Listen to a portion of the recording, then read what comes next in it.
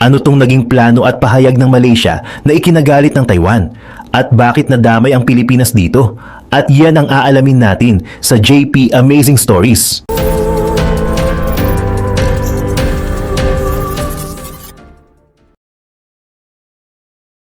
Para sa Beijing, bahagi ng China ang Taiwan. Para naman sa Taiwan, mayroon itong sariling gobyerno, military, economy at democratic system. Kaya karamihan sa mga bansa sa Southeast Asia ay napakaingat sa kanilang mga salita. Kasama rito ang Malaysia. Matagal nang may diplomatic relations ang Kuala Lumpur at Beijing at sumusunod ito sa One China policy. Kaya hindi na bago kung sabihin ng Malaysian government na kinikilala nito ang opisyal na posisyon ng China. Pero ayon sa source transcript, naging kontrobersyal ang naging pahayag ng Malaysian Prime Minister dahil direkta nitong sinabi na ang Taiwan ay bahagi ng China. Ang concern ng Taipei ay hindi lang dahil inuulit ng Malaysia ang One China policy. Ang mas sensitibong bahagi ay ang impression na mas naging malapit ang wording ng Malaysian leader sa political framing ng Beijing kaysa sa karaniwang maingat na diplomatic language ng ibang bansa sa rehiyon. Dahil dito, mabilis ang naging reaksyon ng Taiwan. Kinundena ng Taiwan Foreign Ministry ang pahayag at nagbabala na maaari itong makaapekto sa political trust at sa confidence ng Taiwanese businesses na nag-ooperate o nag-i-invest sa Malaysia. Malaki rin ang kanilang economic connection. Importanteng bahagi ang Malaysia ng global semiconductor supply chain, lalo na sa assembly, testing at packaging. May mga Taiwanese companies ding may investment at business interests sa bansa. Kaya nahaharap ang Malaysia sa isang balancing act. Sa kabilang banda, gusto nitong panatilihin ang magandang relasyon sa China, isang napakalaking trading partner at source ng investment. Sa kabilang banda, mahalaga rin sa Malaysia ang Taiwanese technology, investment at supply chain connections. Wala ring sinasabi ang source na may malawakang withdrawal na nangyari. Ang punto ay tungkol sa long-term confidence. Sa international business, hindi lang tax incentives at production cost ang tinitingnan. Mahalaga rin ang political stability, diplomatic environment at security risk. Habang mas nagiging komportable politically ang Malaysia sa posisyon ng Beijing, may isa namang bansa sa Southeast Asia na lalong nagiging mahirap balewalain ng Taiwan. Ang bansang iyon ay ang Pilipinas. Kung hindi naman kinikilala ng Manila ang Taiwan bilang independent state, bakit tumataas ang strategic value nito para sa Taipei? Ang sagot ay nasa mapa. Kung diplomatic relations lamang ang pagbabasehan, tila hindi obvious kung bakit magiging napakahalaga ng Pilipinas sa Taiwan. Walang formal diplomatic relations ang Manila at Taipei. Nanatili rin ang Pilipinas sa One China policy. Pero nagbabago ang picture kapag tiningnan ng geography. Direktang nasa south ng Taiwan ang Northern Philippines. Sa pagitan nila ay ang Bashi Channel. Sa ibaba nito ay ang Batanes. At pagkatapos ay Northern Luzon. Ibig sabihin, ang Pilipinas ay hindi lamang isang Southeast Asian country na nanonood sa Taiwan Strait mula sa malayo. Nasa mismong strategic neighborhood ito ng Taiwan. Maaaring magbago ang government, policy o alliances. Pero hindi basta na ililipat ang isang bansa sa mapa. Hindi maililipat ang Taiwan, hindi maililipat ang Luzon, at hindi mawawala ang Bashi Channel sa pagitan nila. Kaya kung magkaroon ng major confrontation sa Taiwan, isa ang Pilipinas sa mga bansang maaaring mabilis na makaramdam ng epekto. Una, commercial shipping.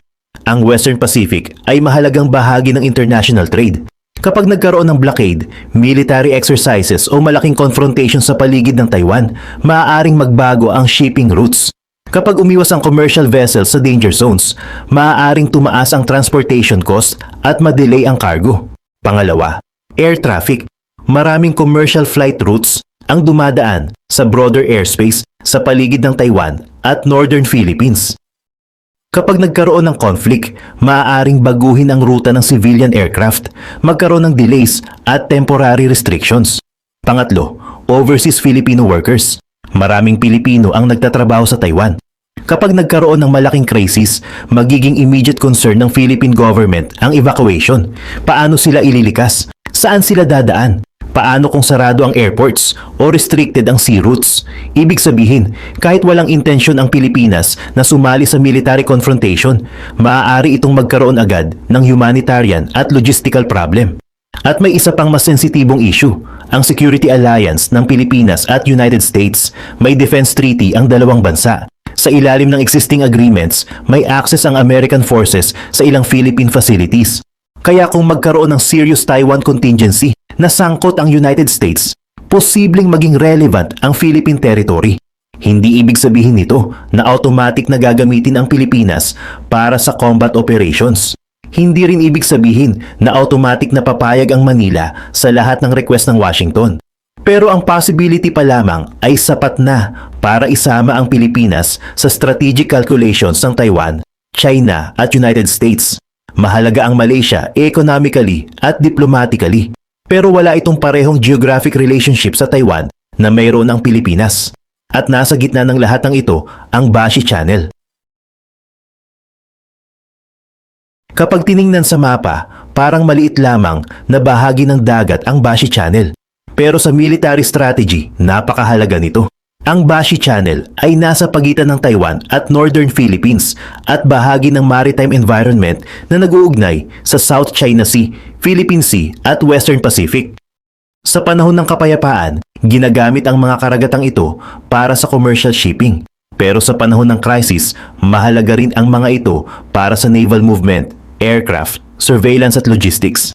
Imagine natin ang isang senaryo. Nagkaroon ng malaking military confrontation sa paligid ng Taiwan. Hindi kinakailangang full-scale invasion agad. Maaaring blockade, quarantine, malaking military exercise o gray zone pressure na unti-unting naglilimita sa normal na movement sa paligid ng isla. Sa ganitong sitwasyon, hindi sapat na bantayan lamang ang coastline ng Taiwan.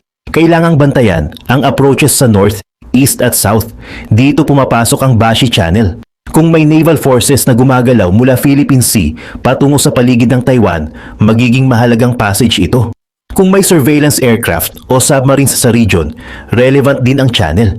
Kung may American naval units sa Western Pacific, magiging mahalaga rin ang surrounding waters. At dahil napakalapit ng Northern Philippines, hindi maiiwasang maging bahagi ang Manila ng broader security picture. Pero hindi ibig sabihin na kailangang magkaroon ng formal military alliance ang Taiwan at Pilipinas para maging valuable ang Manila. Sa isang crisis, maaaring mas mahalaga ang practical reality kaysa diplomatic recognition. Stable ba ang Northern Philippines? May functioning ports at airports ba? May effective coast guard ba? Kaya bang bantayan ng Pilipinas ang sarili nitong territory? At kaya ba nitong gumawa ng sariling desisyon kapag tumaas ang pressure mula sa mas malalaking bansa? Iyan ang mga tanong na relevant sa strategic planning. Kasabay nito, hindi purely military ang relasyon ng Taiwan at Pilipinas. May trade, tourism, Filipino workers, educational exchanges, investment at disaster cooperation. Ayon sa source, pinalawig din ng Taiwan ang visa-free entry para sa Philippine passport holders hanggang July 2027. Kaya kahit walang formal diplomatic relations, may practical relationship na umiiral. At habang lumalaki ang military pressure sa paligid ng Taiwan, mas nagiging mahalaga ang relationship na yun. Hindi dahil papalitan ng Pilipinas ang formal partners ng Taiwan, kundi dahil nasa lugar ang Philippines na maaaring maging decisive kapag nagkaroon ng serious crisis. At may isa pang dahilan kung bakit tumataas ang importance ng Manila. Hindi lamang United States ang lumalalim ang relationship sa Pilipinas, kasama rin dito ang Japan. Kapag pinag-uusapan ang security ng Taiwan, hindi maaring tingnan ang bawat bansa ng hiwa-hiwalay. Sa Indo-Pacific, unti-unting nabubuo ang network ng overlapping relationships. Treaty ally ng United States ang Pilipinas. Treaty ally rin ng United States ang Japan. At habang tumitindi ang regional tension, lumalalim din ang bilateral relationship ng Pilipinas at Japan. Ayon sa source, nagkaroon ng major upgrade sa cooperation ng Japan at Philippines, kabilang ang maritime security, critical minerals, supply chain resilience, at broader strategic coordination. Mahalaga para sa Taiwan ang bahagi ng kanilang joint statement tungkol sa peace and stability sa Taiwan Strait. Positibo itong tinanggap ng Taipei. Bakit malaking bagay iyon? Dahil ipinapakita nito na ang Taiwan issue ay hindi na lamang concern ng Taiwan at China. May regional consequences ito. Concerned ang Japan dahil malapit din ito sa Taiwan. Concerned ang United States dahil sa security commitments at military presence nito sa Western Pacific. At concerned ang Philippines dahil nasa south lamang ito ng Taiwan at maaaring maapektuhan ang sarili nitong territory, shipping at national security. Kapag pinagsama-sama ang mga interes na ito, hindi ito formal NATO-style alliance para sa Taiwan. Walang collective defense treaty na automatic na nagpapadala sa lahat sa war kapag inatake ang Taiwan. Pero may network ng states na may overlapping concerns. At hindi kailangan ng formal alliance bago magkaroon ng strategic cooperation. Maaaring makita ito sa maritime exercises, Coast Guard cooperation, humanitarian response, logistics, supply chain resilience, at iba pang security coordination. Kaya kahit walang isang document na nagsasabing may Taiwan-Philippines-Japan-United States Alliance, nagiging mas connected ang kanilang strategic environment. Iniulat ng Asia Maritime Transparency Initiative ang unusual activity ng Chinese survey at law enforcement vessels sa Philippine Sea, kabilang ang area east of Taiwan. Ayon sa assessment na binanggit sa transcript, maaaring hindi lamang ito simpleng political signal at posibleng bahagi ng effort na magkaroon ng mas persistent presence sa waters east of Taiwan. Kung magiging mas regular ang ganitong activity, mas lalong magiging mahalaga ang Philippine Sea. Dati, kapag China at Philippines ang pinag-uusapan, kadalasang West Philippine Sea agad ang pumapasok sa isip. Pero ang Philippine Sea sa silangan ay nagiging mas relevant din dahil konektado ito sa Taiwan at Japan. At ang Pilipinas, dahil nasa pagitan ng importanteng routes, ay lalong nagiging mahalaga. Pero hindi ibig sabihin nito na pinili na ng Pilipinas ang Taiwan laban sa China. Sa international politics, bihira ang sitwasyon na simpleng kaibigan o kaaway lamang. Sa kaso ng Pilipinas, mas komplikado ang approach. May treaty alliance ito sa United States. Lumalalim ang strategic cooperation nito sa Japan. May practical at economic ties ito sa Taiwan. Pero may malaking economic relationship din ito sa China. At nananatili ang One China policy ng Manila. Ito ang mahirap na balancing act ng Pilipinas.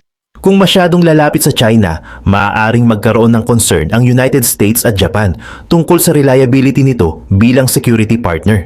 Kung masyadong lalapit naman sa United States at Taiwan, maaaring magkaroon ng diplomatic at economic pressure mula Beijing. Kaya sinusubukan ng Manila na panatilihin ang flexibility. Sa trade, gusto nitong mapanatili ang access sa Chinese market.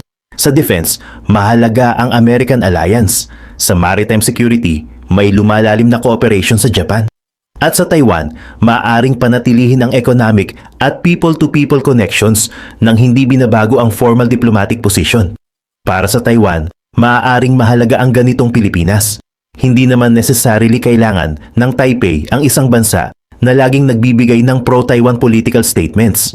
Mas mahalaga ang isang bansa na stable, may sariling decision-making capability, may functioning institutions at hindi madaling ma-coerce. Isipin natin sa actual crisis.